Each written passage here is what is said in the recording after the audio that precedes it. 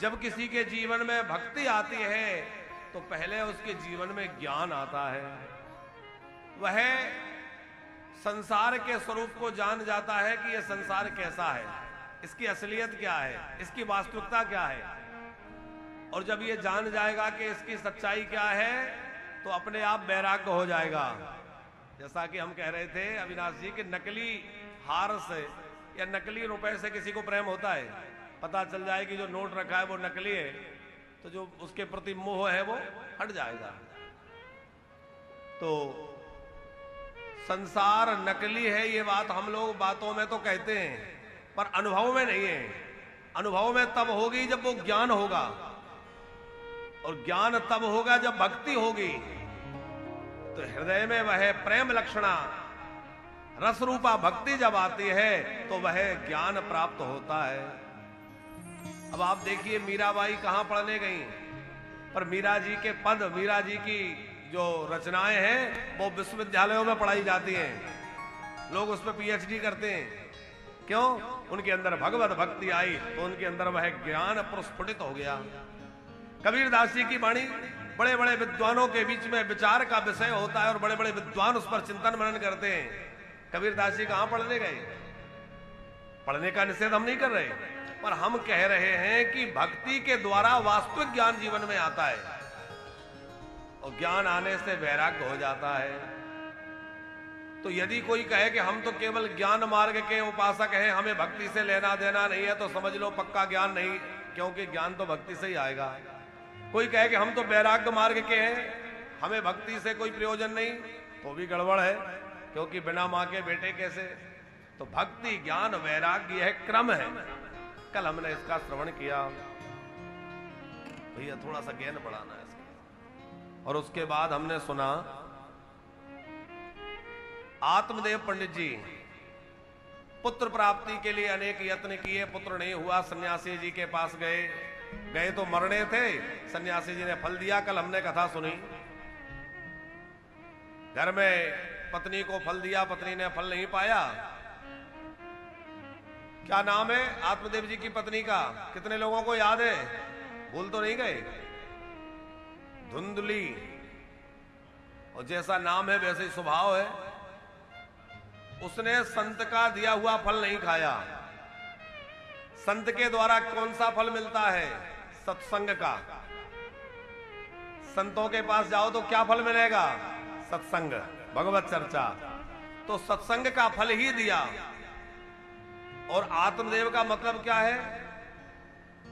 ये जीवात्मा ही आत्मदेव है, जो अपनी आत्मा को देव बनाए, अपनी आत्मा को देवताओं से जोड़ दे, वह आत्मदेव है। तो हमारी जो आत्मा है वही आत्मदेव, हम लोग ही आत्मदेव है, ऐसा समझ लीजिए। और हमारी जो बुद्धि है वो है धुंधली। धुंधली का मतलब कल हमने कहा था ना कि भ्रम जो होता है वो अंधेरे में नहीं होता, उजाले में नहीं होता, धुंधलेपन में होता है। तो हमारी बुद्धि में जब धुंधलापन होता है तभी हमें संशय होता है कि ये सही है कि गलत है, ये भगवान ने ऐसा क्यों किया, ऐसा क्यों नहीं किया, ये संत ऐसे क्यों है। तो ये जो तरह तरह के संशय कथाओं में है वो धुंधली के कारण, हमारी बुद्धि के कारण। कई बार तो व्यक्ति भगवान है या नहीं इस पर भी बड़ा संशय करता है? अच्छा, हम लोग, एक संत बहुत अच्छी बात कह रहे थे कि जितना भूतों पर भरोसा करते हैं उतना भी भगवान पे नहीं करते हैं। किसी ने सुना हो? अच्छा, सब लोग जानते हैं कि यहां साक्षात गिरिराज जी विराजमान है, श्रीनाथ जी विराजमान है, सबको पता है, लेकिन उतना भाव नहीं जगता। और कहीं आपने सुन रखा हो कि अमुक जगह भूत रहता है, प्रेत रहता है, और रात्रि में अकेले निकलना पड़े। कोई ऐसा अवसर बन जाए कि रात्रि में वहीं से निकलना हो, अकेले हो, रात को 12-2 बजे हो, तो याद आ जाएगा अरे यहां तो भूत रहता है। और फिर ऐसा भय अंदर बैठेगा कि लगेगा कहीं पकड़ ना ले। कितना पक्का भरोसा हो गया कि हाँ रहता ही है, जबकि देखा तो किसी ने नहीं है, लेकिन सुना था तो भरोसा हो गया, बोले हाँ यहां रहता है। और कहीं कोई झाड़ी भी थोड़ी हिल जाए या कहीं कपड़ा हमारा झाड़ी में उलझ जाए, क्या लगेगा? पकड़ लिया, आ गया, लगेगा कि नहीं? तो भूत पर इतना भरोसा कर लिया, अरे भैया भगवान पर भी तो भरोसा करो। तो भूत तो मरघट में रहता है, हमारे ठाकुर जी तो घट-घट में रहते हैं, वो तो सब जगह है। तो जहां भूत है क्या भगवान नहीं होंगे? पर हमें भरोसा नहीं जम पाता। तो भगवान के प्रति जो संदेह से घिरी हुई है, ऐसी बुद्धि ही धुंधली है। अच्छा, संत ने जो फल दिया था वो गाय ने खाया, उसके द्वारा पुत्र जो हुए उनका नाम क्या हुआ? गोकर्ण। गोकर्ण है विवेक का स्वरूप, क्योंकि सत्संग से विवेक उत्पन्न होता है। बिनु सत्संग विवेक न होई, और राम कृपा बिनु सुलभ न सोई। बिना सत्संग के विवेक नहीं होता, और बिना विवेक के जीवन में ये कैसे आए कि क्या करना है, क्या नहीं करना है, क्या सही है, क्या गलत है, ये तो विवेक है। पर ये कहां से मिलेगा? सत्संग से मिलेगा। बिनु सत्संग विवेक न होई। श्री गोकर्ण जी महाराज विवेक का स्वरूप हैं। आत्मदेव जी जब अपने पुत्र धुंधकारी के दुराचार से अत्यंत दुखी थे। धुंधकारी कौन है? धुंधकारी है हमारा मन। हमारा जो मन है ये बड़ा खतरनाक है। व्यक्ति को अंत समय तक अपने मन पर भरोसा नहीं करना चाहिए। ये मन हमें कहां डुबा दे, कहां फंसा दे, कोई भरोसा नहीं है। काबरा जी एक संत थे और बुजुर्ग थे, भजन करते थे। तो वो जब हम बैठ के भजन करते थे, वहीं से एक वेश्या की बेटी बकरियां लेकर के बकरी चराने जाती थी। पुराने समय की बात, तो वो बकरियां लेकर जाती थी। अच्छा, वो महात्मा को जो दाढ़ी थी वो थोड़े कम बाल थे, किसी किसी को कम बाल होते हैं दाढ़ी में, तो कम ही बाल थे। तो वो उनकी हंसी उड़ाती हुई, उनको जो है चिढ़ाती हुई बात उनसे कहती। वो बेटी उनसे बार बार कहती, अच्छा बाबा ये बताओ तुम्हारी दाढ़ी अच्छी कि मेरे बकरे की दाढ़ी अच्छी? अब वो तो उनको चढ़ाती, परेशान करती। बाबा कुछ नहीं बोलते। उसको तो बस अच्छा लगने लगा। कई बार जब भी वहां से निकले, अच्छा बाबा बताया नहीं तुम्हारी दाढ़ी अच्छी कि मेरे बकरे की दाढ़ी अच्छी? कुछ नहीं बोलते।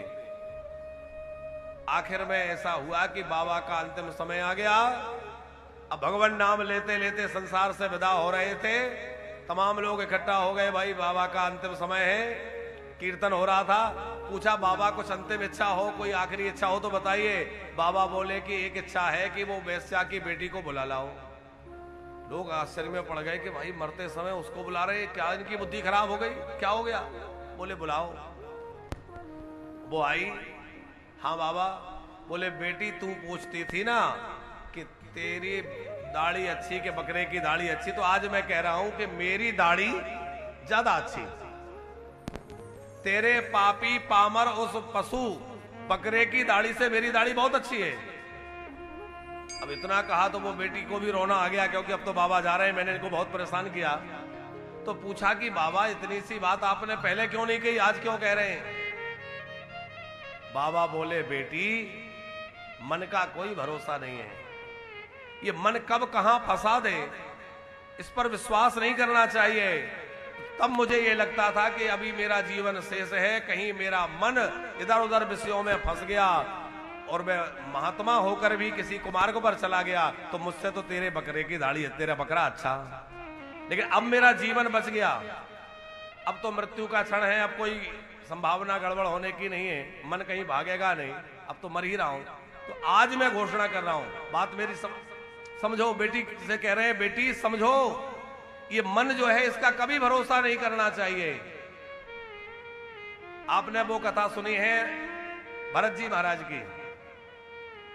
भरत जी महाराज जो ऋषभदेव जी के पुत्र हैं, वो सब कुछ छोड़ करके वन में चले गए, कुटी बना के भजन करने लगे। और वहां जाके एक हिरन में उनका मन लग गया, और हिरन में ऐसा मोह हुआ कि वो भजन करना तो छूट गया और हिरन में ही मन लगा रहा। अंतिम समय में हिरन का चिंतन करते करते मरे, तो अगले जन्म में हिरन बनना पड़ा। तो मन कितना ज्यादा चंचल है, कितनी सावधानी की आवश्यकता है। ये मन ही धुंधकारी है। चेता खलवत्सबंधाय मुक्तये चात्मनो मतम गुणेषु सक्तं बंधाय रतं वा पुंसि मुक्तये। धुंधकारी कौन है? हमारा मन। अब जब धुंधकारी ने खूब सताया, आत्मदेव जी रोने लगे। गोकर्ण जी ने समझाया, पिताजी रोइए मत, भगवान का भजन करिए। धर्मं भजस्व सततं त्यज लोक धर्मान् सेवस्व साधु पुरुषान् जहि काम तृष्णाम् अन्यस्य दोष गुण चिंतन मासु मुक्त्वा सेवा कथा रसमहो नितराम पिबत्वम्। हे पिताश्री, आप जो है भगवान के भक्ति का आश्रय लीजिए, भगवान में मन लगाइए। गोकर्ण जी ने बहुत प्यारा उपदेश जो है आत्मदेव जी को किया है। पिताजी, ये घर संसार परिवार हमें अपना लगता है, पर अपना कोई नहीं है। अपना कौन है? बोले हमारे तो केवल श्रीनाथ जी है, श्री गोवर्धन नाथ है, ठाकुर जी हमारे हैं। पिताजी, आपने संसार में बहुत तरह तरह से जो है संसार के भोगों का रस लिया। अब बोले भक्ति का सेवा कथा रसमहो नितराम पिबत्वो। अब भगवान की कथा और संतों की सेवा का रस लीजिए, और जितना जल्दी हो सके दूसरे के दोष देखना छोड़ दीजिए, दूसरे के गुणों को देखना भी छोड़ दीजिए।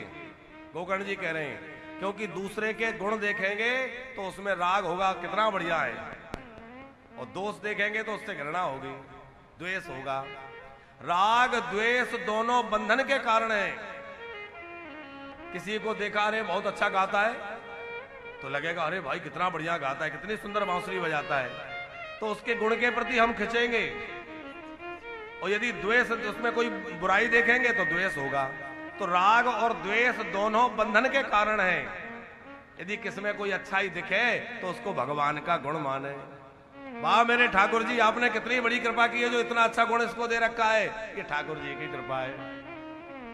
संत तो कहते हैं कहीं बढ़िया खिला हुआ पुष्प दिखे और उसके सुंदर पुष्प को देख के ठाकुर जी की याद करिए कि वाह मेरे ठाकुर जी, आपने क्या कारीगरी करी है?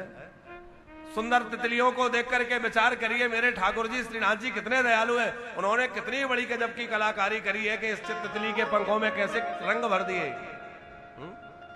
तो कोई भी सुंदर दिखे, कुछ अच्छा दिखे तो किसका विचार करें? ठाकुर जी का। वाह मेरे बनाने वाले, तूने क्या अद्भुत कलाकारी की है, कितना सुंदर सृष्टि को बनाया है। और विचार करें कि जिसने संसार को इतना सुंदर इतना प्यारा बनाया है वो कितना प्यारा होगा, वो कितना सुंदर होगा। आत्मदेव जी गोकर्ण जी की इन बातों को सुनकर के बड़े प्रसन्न हुए और सोचा कि अब मुझे घर संसार की आसक्ति छोड़ के जाना है। वन में चले गए। आत्मदेव जी वन में गए। आत्मदेव जी के वन में जाने के बाद धुंधकारी ने अपनी मां धुंधली को मारना पीटना शुरू किया। पिताजी तुम्हें देकर गए होंगे, बताओ कहां है धन, पैसा कहां है? अब धुंधली की मारपीट होने लगी। वो कहती है बेटा आखिर कुछ बचा कहां है, तूने सब तो बेच दिया, सब तो बर्बाद कर दिया। पर बहुत सताने लगा तो एक दिन धुंधली परेशान होकर के गई और एक कुएं में कूद करके आत्महत्या कर ली। क्यों? देखो आज आत्महत्या करना पड़ा, इतना दुखी हो गई। यदि उस दिन धुंधली ने अपने पति से कपट ना किया होता और जो फल लेकर आए थे खुद खा लिया होता तो क्या घर में धुंधकारी की समस्या आती? जो फल पतिदेव लाए थे कदाचित धुंधली उस दिन पा लेती तो घर में धुंधकारी नहीं आता, फिर तो गोकर्ण ही धुंधली का पुत्र होता। लेकिन इस कथा से समझना चाहिए कि भैया कपट जो है वो उस समय तो हमें लगता है कि हमने अपना काम बना लिया, लेकिन बाद में परिणाम बड़ा भयंकर होता है। इसलिए जीवन में कपट से बचें। ठाकुर जी कहते हैं मोहि कपट छल छिद्र न भावा, मोहि कपट छल छिद्र न भावा। निर्मल मन जना सो मोहि पावा। निर्मल मन जना सो मोहि पावा। निर्मल मन जना सो मोहि पावा। निर्मल मन जना सो मोहि पावा। मोहे कपट छल छिद्र न भावा। मोहि कपट छल छिद्र न भावा। मोहे कपट छल छिद्र न भावा। मोहि कपट छल छिद्र न भावा। निर्मल मन जना सो मोहि पावा। निर्मल जन मन सो मोहि पावा। भगवान को तो निर्मल मन, कपट रहित व्यक्ति, ज्यादा कपट करने वाला भगवान को अच्छा नहीं लगता। लेकिन धुंधली ने कपट किया तो काम किसका बिगड़ा? धुंधली का ही बिगड़ा कि नहीं? व्यक्ति को लगता है मैंने कपट करके अपना काम बना लिया, पर व्यक्ति अपना काम बना नहीं लेता है, बल्कि कपट करने वाला अपना सब कुछ बिगाड़ लेता है। परिणाम बहुत भयंकर होगा। इसलिए भैया थोड़े समय के सुख के लिए, उस समय अच्छा लगे इसके लिए नहीं, कपट नहीं करना है। यदि धुंधली ने अपने पति से वो कपट न किया होता तो आज उसको मरना नहीं पड़ता। कुएं में कूदकर आत्महत्या करी। गोकर्ण जी को लगा अब तो हमारा ही नंबर है, कोई तो बचा नहीं, तो गोकर्ण जी चुपचाप तीर्थ यात्रा पर निकल गए। अब गोकर्ण जी जब यात्रा पर निकल गए तो बहुत दिनों तक यात्रा करते रहे। इधर धुंधकारी को लगा कि अब तो घर में अकेला रह गया, तो उसने 5 गणिकाओं को ला करके और अपने यहां रख लिया। 5 वैश्याओं को रख लिया। 5 वैश्या क्या है? बोले जो 5 विषय हैं, शब्द स्पर्श रूप रस गंध, ये 5 विषय ही 5 वैश्याएं हैं। शब्द स्पर्श रूप रस गंध, ये जो 5 विषय हैं यही मानो 5 वैश्याएं। मन इन्हीं 5 में फंसा रहता है। अब धुंधकारी ने उन 5 को घर में रख लिया। चोरी करता है, डाका डालता है, उनके साथ अभक्ष भक्षण करता है, अखाद्य खाता है। उसके बाद एक दिन उन गणिकाओं ने इसको सोते हुए मार डाला और मार करके धन लेकर के सब भाग गए, क्योंकि वो तो धन की मीत थी। जब इसकी मृत्यु हो गई, इसके भाई गोकर्ण जी को पता चला। गोकर्ण जी जिस तीर्थ में भी जाते हैं अपने भाई के निमित्त श्राद्ध करते हैं। जैसा भी था मेरा भाई था, अब मेरे से तो बड़ा ही था, मुझे उसका श्राद्ध करना चाहिए क्योंकि उसकी सदगति हो, भले ही वो पाप के रास्ते पे था। देखो सतपुरुषों की ये बढ़ाई है, उमा संत की यही बढ़ाई, मंद करत जो करें भलाई। ये गोकर्ण जी की कितनी महानता है कि उस पापी के लिए भी इतना मन में विचार कर रहे हैं। नहीं कोई सोचता कि भाई इतने पाप किए अब हो गए, पर नहीं, आखिर मेरा भाई था, जैसा भी था, मैं उसके श्राद्ध करके उसकी सदगति का उपाय करूं। गोकर्ण जी ने तीर्थों में श्राद्ध करते करते गया जी गए तो गया श्राद्ध किया। और बाबूजी गया श्राद्ध के लिए तो कहा जाता है कि एक बार गया में जो गया सो गया, भगवान के धाम में पहुंच जाता है। लेकिन जब गोकर्ण जी अपने नगर में आए तो उन्होंने देखा कि हमारा भाई तो अभी भी प्रेत बना हुआ है, भयंकर दुख भोग रहा है। पूछा कि भाई तुम्हारी मुक्ति नहीं हुई, मैंने तुम्हारे लिए गया श्राद्ध किया था। तब वह धुंधकारी कहने लगा, गया श्राद्ध सते नापे मुक्तिर में न भविष्यति। सो गया श्राद्ध से भी मेरी मुक्ति नहीं होगी, क्योंकि मैं छोटा मोटा पापी नहीं हूं, अव्वल दर्जे का पापी हूं। यहां विचार करने की बात है अविनाश जी कि गया श्राद्ध से हर कोई मुक्त हो जाता है, बड़े बड़े पापी मुक्त हो जाते, फिर धुंधकारी मुक्त क्यों नहीं हुआ? इसके दो बड़े कारण हैं। पहला कारण तो यह है कि धुंधकारी के नाम गोत्र का उच्चारण ठीक से नहीं हुआ। आत्मदेव जी के गोत्र का तो वो था नहीं, क्योंकि आत्मदेव जी का बेटा नहीं था, कपट पूर्वक लाया गया था। तो ना तो आत्मदेव जी का औरस पुत्र था, न दत्तक पुत्र था, न धर्म का पुत्र था, वो तो कपट पूर्वक लाया गया था, इसलिए उसका गोत्र अलग था और आत्मदेव जी का गोत्र अलग था। जब भी संकल्प होता है तो उसमें गोत्र की बड़ी प्रधानता होती है। आप लोग संकल्प करते हैं तो आचार्य जी कहते होंगे ना, नाम गोत्र का उच्चारण कर लीजिए। गोत्र बड़ा महत्वपूर्ण होता है। गोत्र हमारी पहचान है, हम कौन से ऋषि की संतान है। हम सब लोग ऋषियों की संतान है, किसी ना किसी ऋषि की संतान सब है, चाहे जिस वर्ण में हो, पर ऋषियों की संतान है। तो गोत्र हमारा परिचायक है, हमारा परिचय है। अब आजकल तो लोग गोत्र भूलते जा रहे हैं। नई पीढ़ी में बच्चों को गोत्र ही पता नहीं है, हम किस गोत्र में हैं। यहां तो सब वैश्य समुदाय के लोग बैठे हैं और आप लोगों में तो बड़ी अच्छी बात है कि अभी भी बहुत कुछ बचा है। बाकी कई जगह तो लोगों से पूछो गोत्र, वो गोत्र जानते ही नहीं गोत्र होता क्या है, सब भूल गए। अच्छा, गोत्र वगैरह नहीं जानेंगे तो संकल्प कैसे करेंगे? कोई भी पूजा होगी, कोई भी, चाहे आप पूजा करिए, व्रत करिए, दान करिए, यज्ञ करिए, बिना संकल्प के ये सब कोई भी कार्य पूर्ण नहीं होता। कावरा जी, कोई भी दान हो तो संकल्प पूर्वक होना चाहिए। संकल्प के बाद ही उसकी सही सिद्धि होती है, पूरा फल मिलता है। तो किसी को आप कपड़ा दान कर रहे हैं, अन्न दान कर रहे हैं, फल दान कर रहे हैं, तो जो कुछ भी दें हो सके तो संकल्प करके दें। संकल्प से उसकी सिद्धि होती है और संकल्प से उसका विशेष फल मिलता है। हमारे यहां तो स्नान का भी संकल्प है। सवेरे स्नान किया जाए तो नियम है कि संकल्प करें। अब घर में स्नान में भले ही संकल्प लोग न कर पाए, पर कभी भी तीर्थों में जाके स्नान करो तो संकल्प करके स्नान करना चाहिए। कैसे गंगा जी में, यमुना जी में कभी स्नान कर रहे हैं तो तीर्थ में जब भी स्नान करो, पहली बात तो यह कि तीर्थ में स्नान करने जाओ तो बगैर स्नान किए मत जाओ।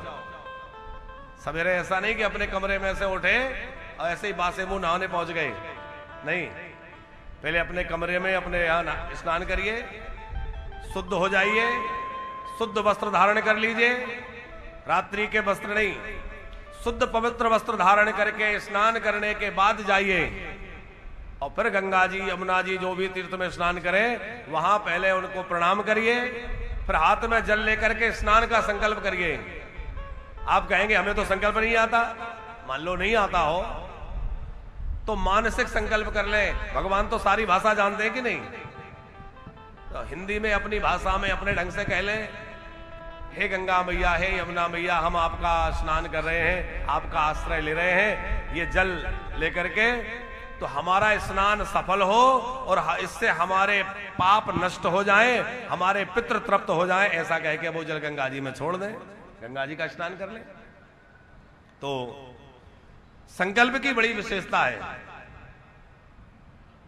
लेकिन धुंधकारी के लिए जो श्राद्ध हुआ उसमें संकल्प ठीक से नहीं हो पाया, इसलिए उसकी सिद्धि नहीं हुई, पहली बात।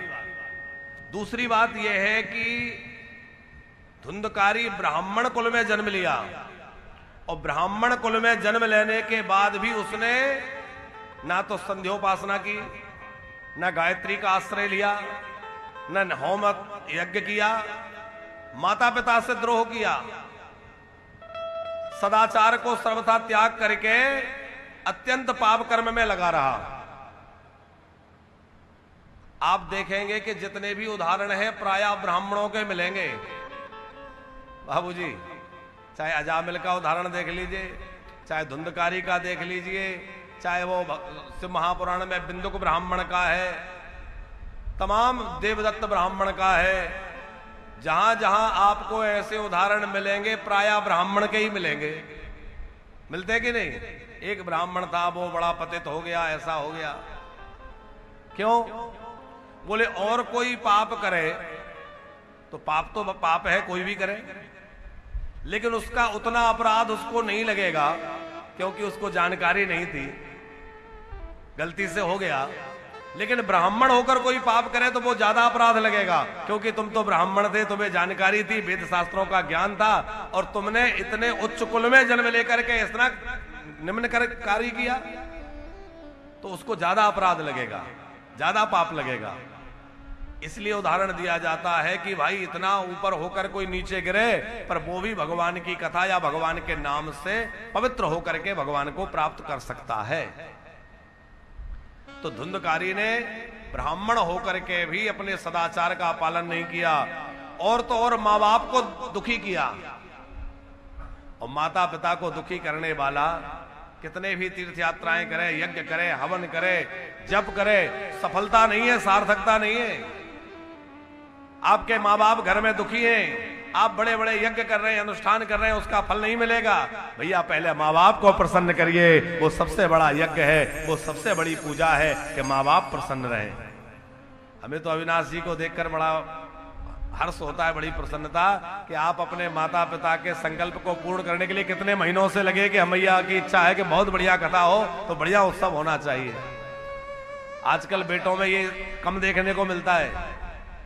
वो कहते हैं हमें समय नहीं है, कहां तुम्हें चक्कर में लगे हो, टाइम कहां है। तो बच्चे माँ बाप की भावनाओं का वैसा आदर नहीं कर पाते, पर आप इतने व्यस्त होकर भी अपना समय निकाल करके लगे कि नहीं माता पिता का संकल्प है, उनकी इच्छा है तो बढ़िया से बढ़िया होना चाहिए। यही पुत्र का कर्तव्य है कि जीते जी खूब माँ बाप की सेवा करे। आजकल क्या है, मरने के बाद तो बड़ी सुंदर फोटो लोग बनवाते हैं, फिर उसको लगाएंगे, माला चढ़ाएंगे, दुनिया को दिखाएंगे हम भी बड़े पितृभक्त हैं। अच्छा, उससे भी ज्यादा सोशल मीडिया में देखो, फादर्स डे आ जाए, मदर्स डे आ जाए, कितने जोर से लोग शेयर करते हैं, होता है कि नहीं? अरे भैया, साल में एक दिन आप सोशल मीडिया पे मदर्स डे मना लेंगे, उससे मां प्रसन्न नहीं होगी। अपनी बूढ़ी मैया का टूटा चश्मा बनवा देंगे, बूढ़ी मैया की सेवा करेंगे, तब बूढ़ी मैया प्रसन्न होगी। है? अपने पिता की सेवा करें, उनकी भावनाओं का आदर करें, उनकी आज्ञा का पालन करें, तब पिता प्रसन्न होंगे। फोटो चिपकाने से थोड़ी होंगे। लेकिन हम लोग तो फॉर्मेलिटी कर देते हैं, दिखाते हैं दुनिया को हम भी माता पिता के भक्त हैं, लेकिन भगवान तो सब जानते हैं। भैया हम लोगों को संसार में ये जन्म माता पिता के कृपा से मिला है, उन्होंने पालन पोषण करके योग्य बनाया है, तो हमारा कर्तव्य है पहले हम माँ बाप की सेवा करके उनको प्रसन्न करें, बाद में भगवान को प्रसन्न करें। काबरा जी, हमारे यहां देव कर्म से भी ज्यादा पितृकर्म विशेष कहा है। देव कर्म कदाचित छूट जाए, लेकिन पितृकर्म नहीं छूटना चाहिए। पितरों की पूजा, श्राद्ध कर्म, यहां तक कहा गया है कि देव कर्म जो है वह ऐच्छिक है, आप करें अच्छी बात है, कदाचित ना करें तो भी कोई बात नहीं, लेकिन पितृकर्म अनिवार्य है, वो आपको करना ही चाहिए। तिथि के समय उनका श्राद्ध करना, तर्पण करना, पिंडदान करना, ब्राह्मण भोज कराना आदि आदि जो भी करते हैं वो करना चाहिए आवश्यक रूप से। आजकल लोग नहीं ध्यान देते। देखो, पितृकर्म और देव कर्म में क्या है, जैसे नवरात्रि है, अब जो लोग देवी की उपासना करें उनको उसका फल मिलेगा, और नहीं करें तो पाप नहीं लगेगा, करें तो फल मिलेगा, ना करें तो कोई अपराध नहीं लगेगा। लेकिन पितृकर्म का ऐसा है कि करें तो पुण्य तो मिलेगा, पर ना करें तो अपराध लगेगा, क्योंकि पितृ जो है वो आशा लेकर आते हैं, आज हमारी तिथि है, हमारे वंश में हमारे लिए कुछ होगा, श्राद्ध पक्ष चल रहा है, हमारे लिए भी हमारे वंश में उत्पन्न लोग कुछ करेंगे, है? और जब पितृ आते हैं और ऐसे भागवत होते देखें कि भैया पूर्वजों के निमित्त भागवत हो रही है, और जब कोई हाथ में जल लेके संकल्प करने के लिए तैयार होता है और भागवत का संकल्प कोई हाथ में जल लेके करता है, उसके पितृलोक में नगाड़े बजने लगते हैं, पितृ प्रसन्न हो जाते हैं कि भैया अब हमारे यहाँ भागवत होगी, हम सब मुक्त हो जाएंगे। गोकर्ण जी ने देखा मेरा भाई अभी भी प्रेत बना हुआ है। पूछा तुम्हारी मुक्ति कैसे होगी? बोले मैं तो जानता नहीं। सूर्य भगवान ने मार्ग दिखाया, श्रीमद् भागवत ज्ञान यज्ञ करो। श्रीमद् भागवतान मुक्ति सप्ताह वाचनम कुरु इति सूर्य वचा सर्वैर धर्म रूपम तु विस्तृतम। अब जो है गोकर्ण जी महाराज श्रीमद् भागवत की सुंदर कथा किए। एक वैष्णव को मुख्य यजमान बनाए, श्रोता बनाए। गोकर्ण जी ने कथा सुनाना आरंभ किया। अब वो प्रेत कथा सुनने आया, कहां बैठे? क्योंकि हवा का झोंका लगे तो इधर से उधर, उधर से इधर चला जाए, तो किसी बांस के छेद में बैठ गया। पहले दिन की कथा से पहली गठान बांस की फट गई, दूसरे दिन की कथा से दूसरी गठान फट गई, और 7 दिन की कथा से बांस की 7 गठानें फट गईं, और उसमें से दिव्य देहधारी पुरुष प्रकट हो गया। सुंदर स्वरूप है, 4 हाथ हैं, सुंदर पीतांबर पहने हुए हैं, दिव्य चमकता हुआ वह पुरुष। गोकर्ण जी ने कहा आप कौन है? बोले देखो मैं भाई प्रेत बना हुआ आपका भाई धुंधकारी। ये भागवत की महिमा है, आपकी कृपा है कि मैं जो है अपने प्रेत तत्व से छूटकर इस स्वरूप को प्राप्त कर लिया। और भागवत जी को प्रणाम करने लगा। धन्या भागवते वार्ता प्रेत पीड़ा विनाशिनी सप्ताहो अपि तथा धन्या कृष्ण लोक फल प्रदा। धन्य है ये भागवत की कथा, और धन्य है आप जिसका सप्ताह यज्ञ करके मेरे जैसे पापी को आपने मुक्त कर दिया। बार बार भागवत जी को, गोकर्ण जी को प्रणाम करके धुंधकारी भगवत धाम चला गया। और गोकर्ण जी ने दोबारा भागवत की कथा की, तो जितने ग्रामवासी थे सब उस भागवत के श्रवण से विमान में बैठ बैठ करके और भगवान के धाम को चले गए। तद ग्रामे स्थिता जीवा आस्म चांडाल जातया विमाने स्थापितास्तेपि गोकर्ण कृपया तदा। गोकर्ण जी की कृपा से उस गांव में रहने वाले सभी जो है भागवत सुनकर मुक्त हो गए और भगवत धाम चले गए। ये कथा सनकादि ने नारद जी को सुनाई। नारद जी बड़े प्रसन्न हो गए। धन्य है भगवान की ये कथा, जिससे धुंधकारी जैसा पापी भी मुक्त हो गया। और फिर कथा के समापन में बड़ा सुंदर कीर्तन हुआ। कथा के मध्य में भगवान प्रकट हो गए, और भगवान जब पधारे तो कहा कि वरदान मांगो। सबने यही मांगा कि प्रभु जैसे आज हमारी कथा में आए हैं, जहां जहां आपकी कथा हो वहां इसी प्रकार पहुंचते रहना। भगवान ने तथास्तु कहा। सुखदेव जी उस कथा में प्रकट हो गए, और सुखदेव जी ने भी थोड़ा प्रवचन वहां 2 श्लोक 3 श्लोक बोले। उसके बाद प्रहलाद जी प्रकट हो गए, उद्धव जी प्रकट हो गए, नारद जी तो विराजमान है ही। सब लोग मिलकर के दिव्य संकीर्तन करने लगे। प्रहलाद जी करताल बजाने लगे, उद्धव जी झांझा बजाने लगे, नारद जी बीड़ा बजाने लग गए, अर्जुन जो है बड़ा सुंदर राग अलापने लग गए, इंद्र मृदंग बजाने लग गए, सनकादिक जय जयकार करने लग गए, और बड़ा अद्भुत कीर्तन वहां होने लग गया। हरे गोविंद गोविंद गोपाल गाइए रे मन, राधे गोविंद कृष्ण गाइए। गोविंद गोपाल गाइए रे मन, राधे गोविंद कृष्ण गाइए। ओ गिरधारे गिरधारे गाइए रे मन, मीरा नाथ को मनाइए रे। गिरधारी गिरधारी गाइए रे मन, मीरा के नाथ को मनाइए रे। ओ गिरधारे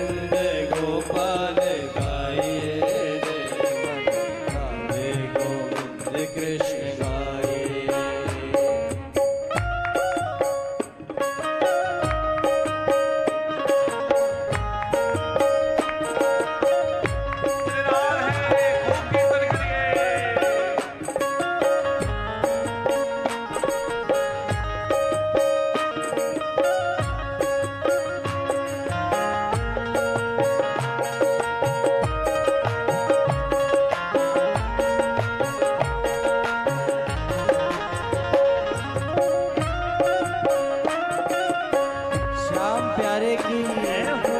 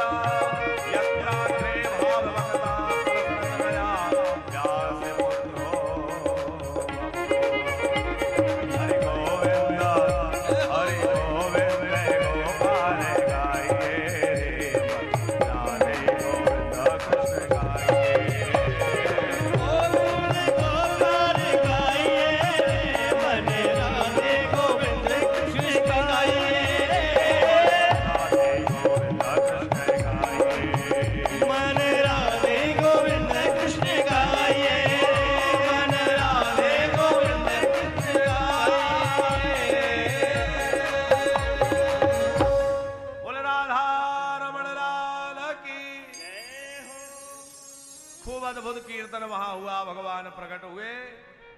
उसके बाद भागवत सुनने के क्या नियम हैं, नारद जी ने पूछे। सनकादि ने कुछ नियम बतलाए हैं कि भागवत कैसे सुननी चाहिए। पहले तो बढ़िया ज्योतिषी बुला करके कोई अच्छे मुहूर्त का शोधन करना चाहिए।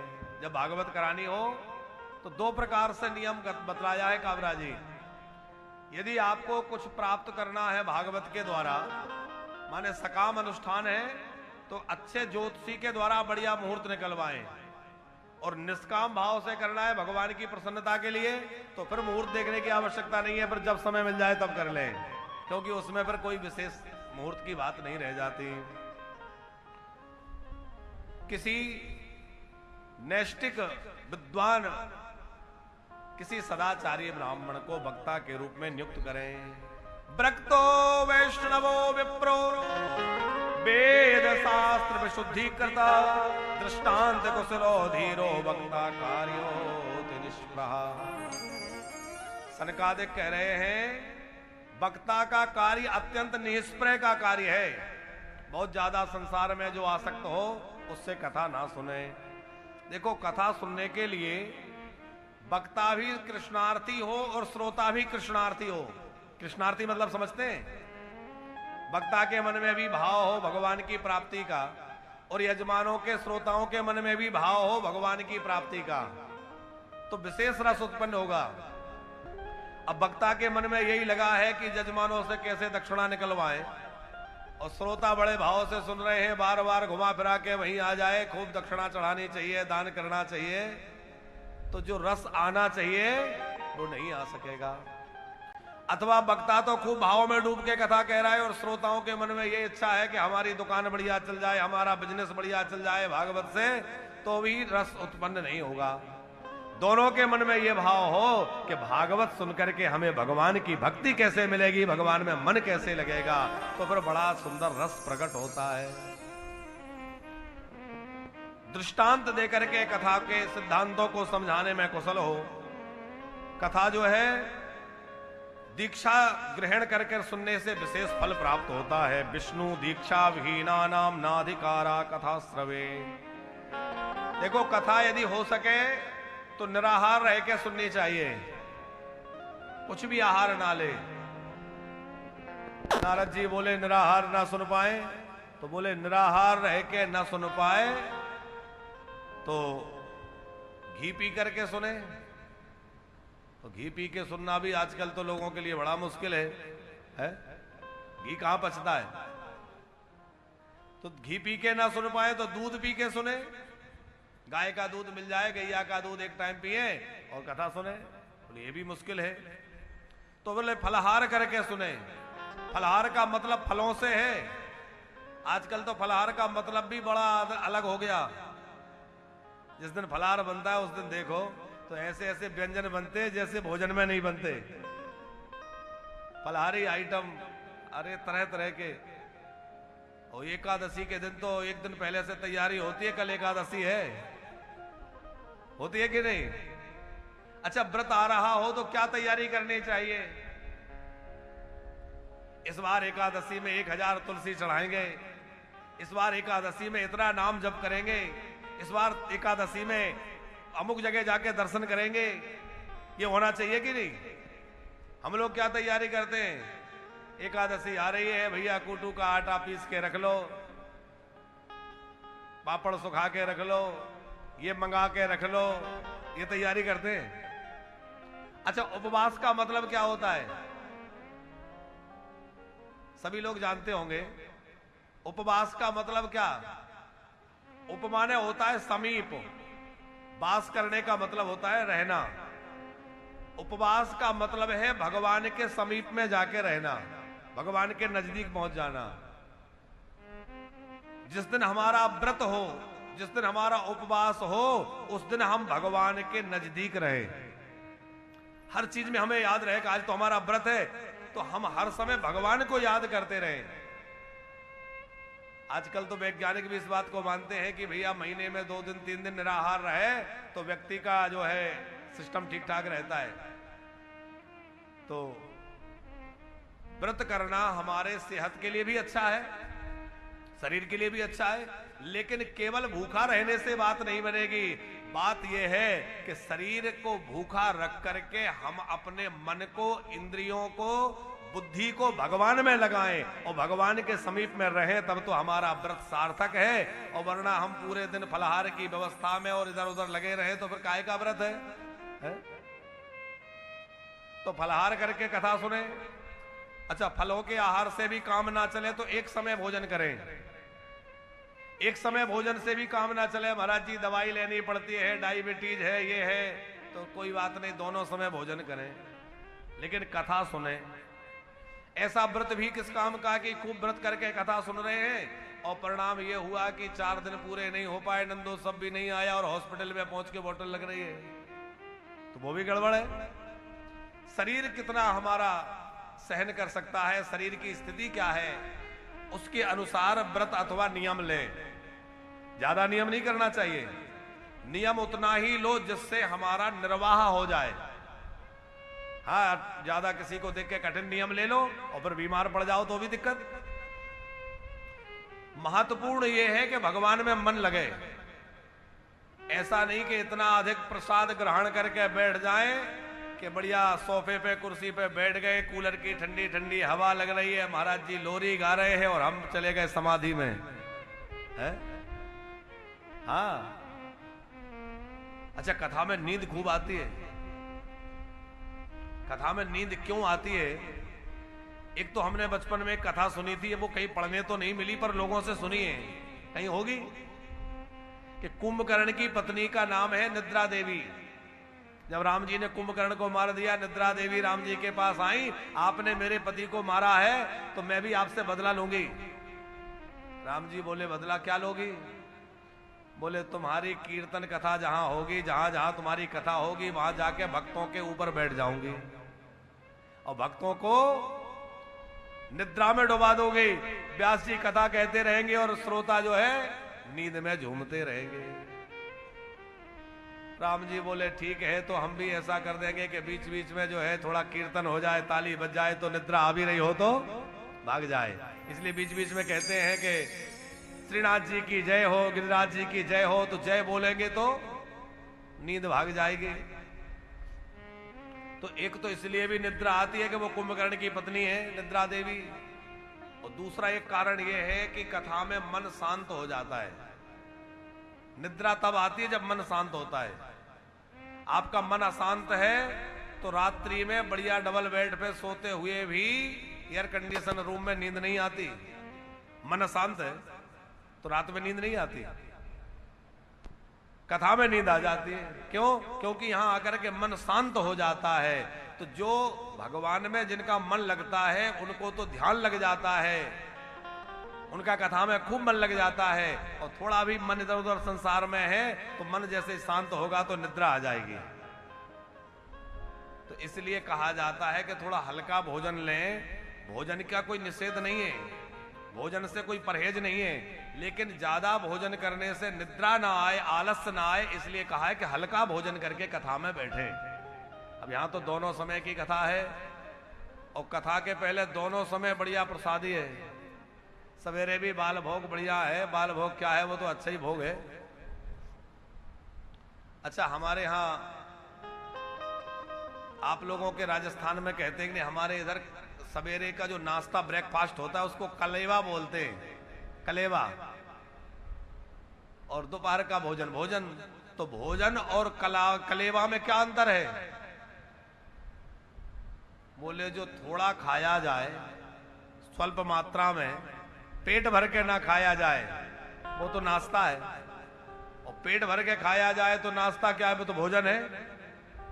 तो सवेरे सवेरे करिए, लेकिन उतना करिए कि कथा में खूब मन लगे। और उसके बाद 4 बजे से फिर कथा होनी है, तो उस समय भी हल्का प्रसाद लेके बैठे ताकि निद्रा ना आए। तो भोजन आदि का जो नियम है उसमें तो जितना निर्वाह हो करें, पर कथा सुनने वाले को कुछ नियम अवश्य ध्यान रखना चाहिए। क्या? जब तक 7 दिन कथा का व्रत ले रखा है, किसी पे क्रोध ना करे, किसी की बुराई ना करे, झगड़ा ना करे, किसी की निंदा ना करे, ना सुने। ऐसा नहीं कि बड़े दिनों में मिले हैं तो अरे अमुक के यहाँ ऐसा हुआ और उसका ऐसा हो रहा है, कथा के टाइम कथा, बाकी टाइम व्यथा। नहीं, जितना कथा में बैठे बैठे, उसके बाद जो समय बचे श्रीनाथ जी का दर्शन करें, कीर्तन करें, गिरिराज जी की परिक्रमा करें, जितना हो सके भगवत चर्चा करें। अपना समय भगवान की चर्चा में बिताएं, भगवान के स्मरण में बिताएं। कामम क्रोधम मदम मानम मत्सर्यम लोभमेव च। काम क्रोध लोभ आदि से बच के कथा सुने तो पूरा फल मिलता है। दंभ से, मोह से, द्वेष से कथावृत्ति को बचना चाहिए। पराई चर्चा, दूसरे की बुराई, दूसरे की बातें नहीं कहनी सुननी चाहिए। सनकादि ने नारद जी को कथा की महिमा कही। यहाँ पद्म पुराणोक्त 6 अध्याय पूरे होते, अब भागवत जी के पहला स्कंद प्रारंभ हो रहा है। बड़ा सुंदर मंगलाचरण भगवान वेद व्यास ने किया है, और हम लोग भगवत के मंगलाचरण में प्रवेश करें। अपने मन को मनमोहन में लगाकर प्रार्थना करें, प्रभु हमारे मन में, हमारे नेत्रों में आप बस जाइए और आपको हृदय में बसा के हम भागवत में प्रवेश करें। कि मन मोहन तुझे रिझाओ, हो तो है नित नए लाड़ लड़ाओ, बसा के तुझे नए नैन में, छुपा के तुझे नए नैन में, तुझे नैन में छुपा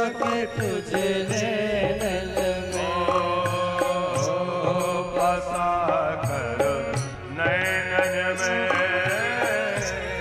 छुपा के तुझे नैनन में।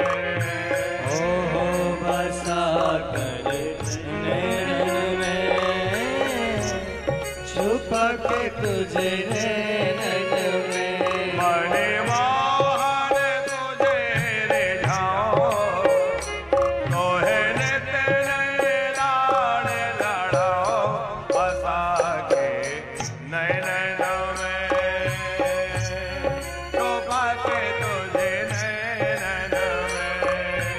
हो बसा कर नैनन में, छुपा कर नैनन में।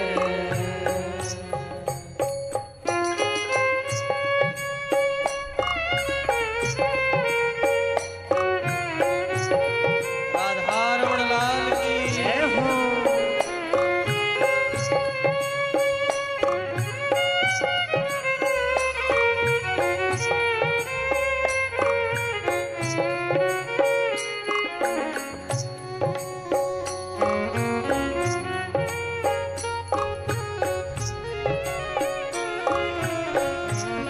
कृष्ण कन्हैया लाल की जय हो।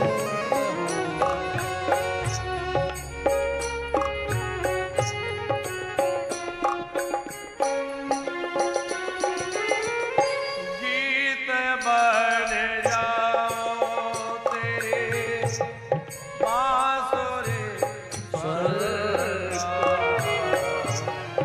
इठराती बन खाती पतरे कमर का। गीत बन जाओ तेरी बांसुरी के स्वर का, इठराती बन खाती पतली कमर का। ओ पीला पटका बन जाओ, तोहे नित नए लाड़ लड़ाओ, बसा के तुझे नैनन में, छुपा के तुझे नैनन में।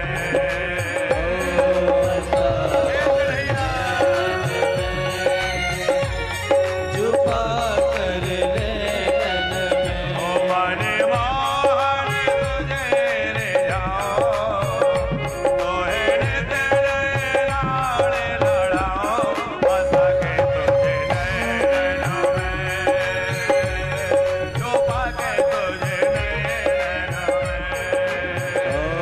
बसा कर नैनन में, छुपा कर नैनन में।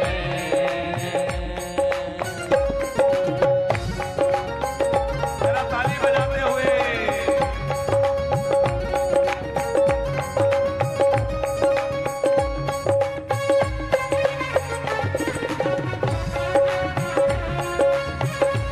बंसी वाले की जय हो।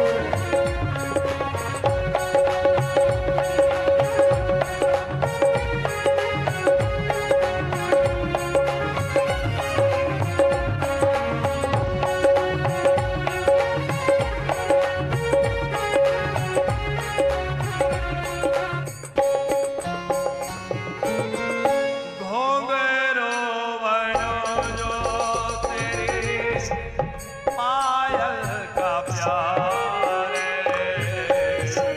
पल पल देखा करो चरण तिहार। घुंघरू बनो जो तेरी पायल का प्यार, पल पल देखा करो चरण तुम्हारे। घोंघरो बनो जो तेरी पायल का प्यार, पल पल देखा करो चरण तिहार। घुंघरू बनो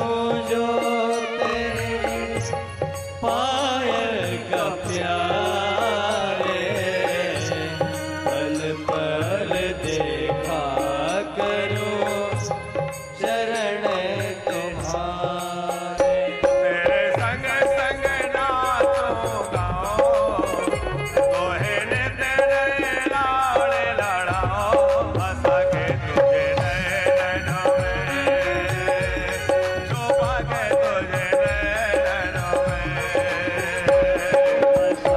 झूमते हुए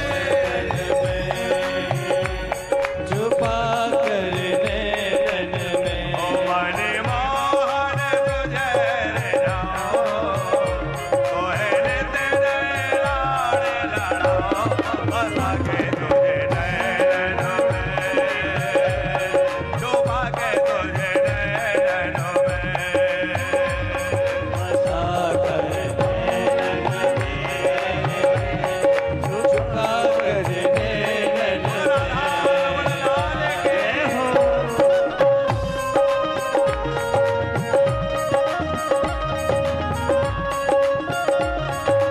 श्याम प्यारे की हो।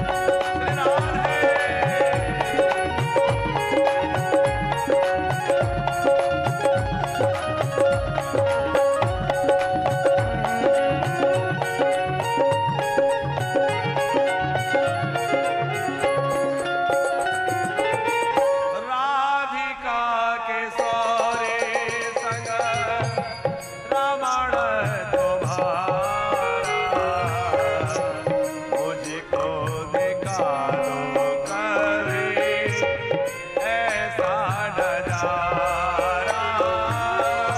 राधिका किशोरी संग रमण तुम्हारा, मुझको दिखा दो कहीं ऐसा नजारा।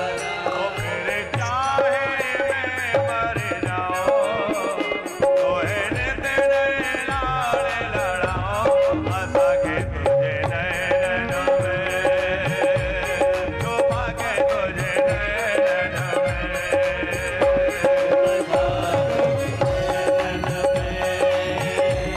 छुपा कर नैनन में।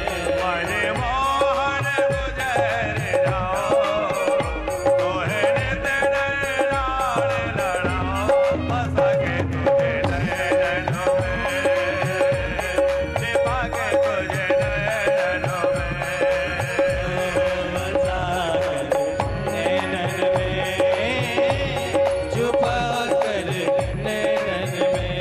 जय राधा रमण प्यारो राधा रमण, जय राधा रमण प्यारो राधा रमण। जय राधा रमण प्यारो राधा रमण, जय जय राधा रमण प्यारो राधा रमण। जय राधा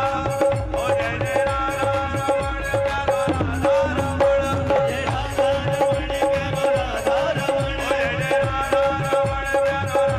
प्यारो राधा रमण। जय राधा रमण प्यारो राधा रमण, जय जय राधा रमण प्यारो राधा रमण। ओ जय जय राधा रमण प्यारो राधा रमण।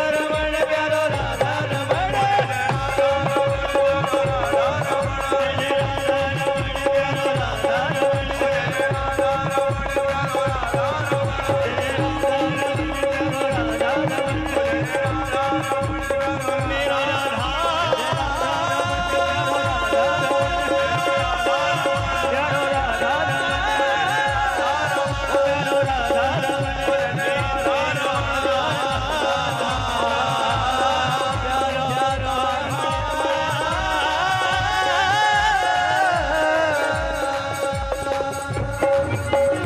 राधा रमण। जय बसा कर नैनन में, छुपा के तुझे नैनन में। हो बसा कर हे कन्हैया। नैनन में।